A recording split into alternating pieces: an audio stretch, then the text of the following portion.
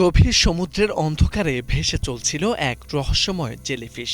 বিজ্ঞানীদের ক্যামেরায় হঠাৎ ধরা পড়া দৃশ্যটি রীতিমতো শিহরণ ছড়িয়েছে বিশ্বজুড়ে। অনেকেই মনে করছেন এটি দেখতে এলিয়েনের মতো।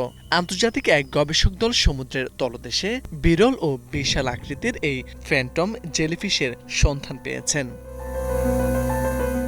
জানা গেছে অত্যন্ত রহস্যময় এই জেলিফিশের উপরের অংশ ছাতার গোল আকৃতির মতো।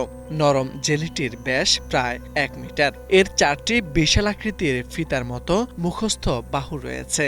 এগুলো লম্বায় 10 মিটার পর্যন্ত হতে পারে। পানির নিচে এর ঢেউ খেলানো বাহুগুলো দেখতে বাতাসে উঠতে থাকা ছেঁড়া চাদর বা ফিতার মতো হওয়ায় একে ফ্যান্টম জেলিফিশ বলা হয়। এটি দেখতে লালচে ও গাঢ় বেগুনি রঙের মতো। ফ্যান্টম জেলিফিশ সাধারণত সমুদ্রের 1000 থেকে 4000 মিটার গভীরে বসবাস করে।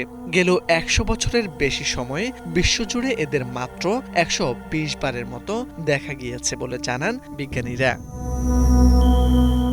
সংবাদ মাধ্যমের তথ্য অনুযায়ী স্মিথ ওয়ান ইনস্টিটিউটের নেতৃত্বে পরিচালিত এই অভিযানে অংশ নেয় আর্জেন্টিনার নেতৃত্বাধীন একটি আন্তর্জাতিক গবেষক দল। তারা গবেষণা জাহাজে করে বুয়েনাস আইরেস থেকে টিয়েরা দেল ফুয়েগোর কাছাকাছি উপকূল পর্যন্ত বিস্তৃত সমুদ্র এলাকায় অনুসন্ধান চালানোর সময় আর্জেন্টিনার উপকূল সংলগ্ন গভীর সমুদ্রে এই বিশাল জেলিফিশটির সন্ধান পান।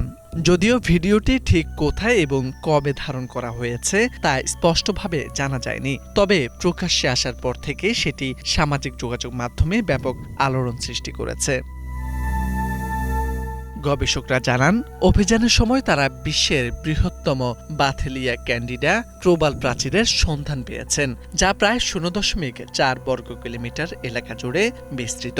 একই সঙ্গে অন্তত 28টি সম্ভাব্য নতুন সামুদ্রিক প্রাণীর প্রজাতির উপস্থিতির ইঙ্গিত মিলেছে।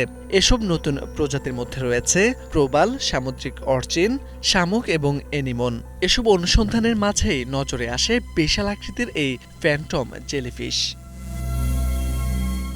বিজ্ঞানীদের মতে এই অভিযান শুধু একটি বিরল সামুদ্রিক প্রাণীর সন্ধানই দেয়নি, বরং আর্জেন্টিনার গভীর সমুদ্রে বৈজ্ঞানিক গবেষণার নতুন দিগন্ত উন্মোচন করেছে। একই সঙ্গে এটি প্রমাণ করেছে পৃথিবীর সমুদ্র এখনও অজানা রহস্যে ভরপুর এবং ভবিষ্যতে আরও চমকপ্রদ আবিষ্কারের সম্ভাবনা রয়ে গেছে। মোরশেদ আলম, বাংলা ভিশন।